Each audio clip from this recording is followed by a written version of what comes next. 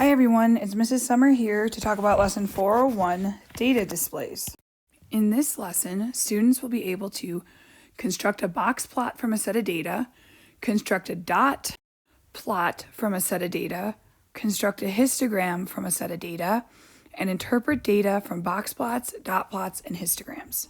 If you recall from middle school or elementary school, measures of center, they apply to the median, the mean, and the mode. Those are the measures of center. So if we have this set of data here, 10, 17, 5, 32, 16, 18, and 20. What is the median? Well, we first have to put our information or our datas into numerical order. So from smallest to greatest.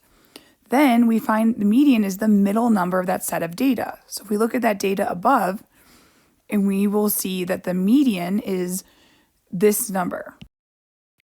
The mean, or the average of all of the numbers, is when you add all the numbers up and you divide by the total number of numbers there are in that data set. In this case, the mean is 16.86. The mode is the number that appears most frequently in a set of data. So that set of data that we've been working with for the median and mean doesn't really give us a mode because there's not a number that appears most frequently. So in this set of data, you can see once you rearrange the set of data from least to greatest, that 5 is your mode. It's the number that appears the most frequently in that set of data. So how do we create a box plot? Well, there's several steps, but what is a box plot first of all? So if we look here, this is a box plot. It has a minimum, a min, a lower quartile, a median, upper quartile, a max, and this is the interquartile range. So what do all of those things mean? Well, the median is the middle number for an entire set of data. The upper quartile is the median of the numbers above the median for the entire set of data. The lower quartile is the median of the numbers below the median for the entire set of data. The minimum number is the smallest number or smallest data point for a set of data. The max is the largest data point for a set of data. And the interquartile range, it's the most likely place new data points will be found, but in mathematical speak, it's the difference between the upper quartile and the lower quartile values. So how do we draw or make our box plots, or otherwise known as box whisker plots? For step 1, we rewrite the data from smallest to largest. Step 2, we draw a number line that is large enough for all your data points. Step 3 is we identify your median and draw a vertical line on the number line to represent that value. Step 4 is we identify your upper and lower quartiles and draw a vertical line on the number line to represent those values. Step 5 is you connect your interquartile range values with horizontal lines. And step 6 is you connect your min and max to your interquartile range with horizontal lines. So here's an example. Make a box plot of the ticket prices shown and identify the median price, the min, the max, upper quartile, and lower quartiles, and draw your box plot. So step 1, we need to write our data in order from least to greatest. Step 2 is we need to draw our number line. Step 3 is we need to identify the median value for our set of data. So if you look, my median data, there are 4 numbers on either side of the median because it's the middle number. And we need to also draw a line on the number line to represent that data.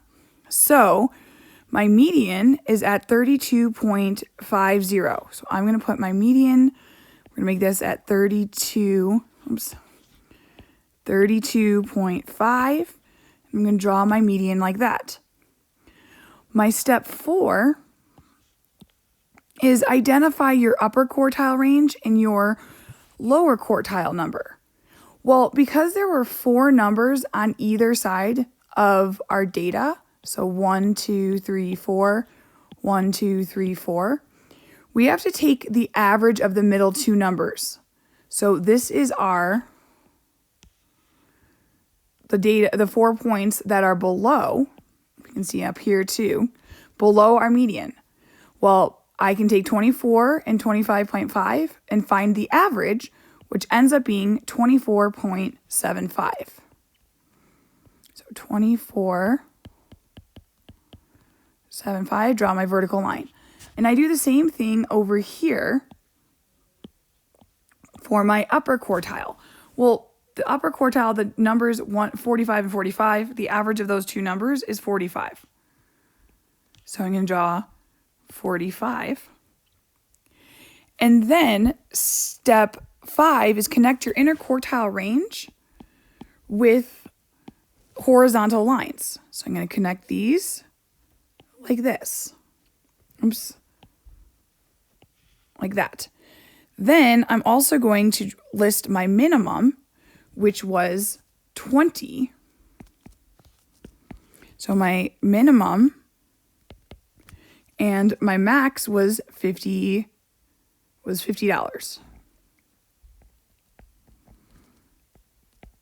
Okay, and max and min, and then I'm going to connect those with lines. So that's how we would draw the box whisker plot for that set of data. A dot plot is a graph that displays data using dots. So that there's a number line that is long enough to cover all of the numbers in a survey. If more than one data entry falls at the same point on the number line, the dots are stacked up. So over here, you can see that on this graph, there were 1, 2, 3, 4, 5, 6. 6 people chose 1 or had 1 as their answer or their response, depending on what the data is. So in this example, the height of 20 basketball players in inches are given below. Construct a dot plot to represent the data. What is the spread of the data? What is the mode of the data? And how many players are greater than 70 inches? So as you can see, I listed the sets of data in order from least to greatest. So then we're going to construct a dot plot to represent the data.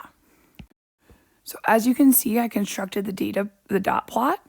And then what is the spread of the data? The spread means going from smallest to large. Like, what is the difference between the largest number and the smallest number? And our largest number is 84 and our smallest number is 68. And our spread is 16. What is the mode? Well, you can look from the dot plot, the mode or the most frequently used number or seen number in this data is 75. So the mode is 75. And then how many players are greater than 70 inches? Well, we've got greater than 70 inches, so 70 is not included. Then we have 1, 2, 3, 4, 5, 6, 7, 8, 9, 10, 11, 12, 13, 14, 15, 16. 16 players. And that's how you do a dot plot. A histogram is a bar graph representing frequency distribution for certain ranges or intervals.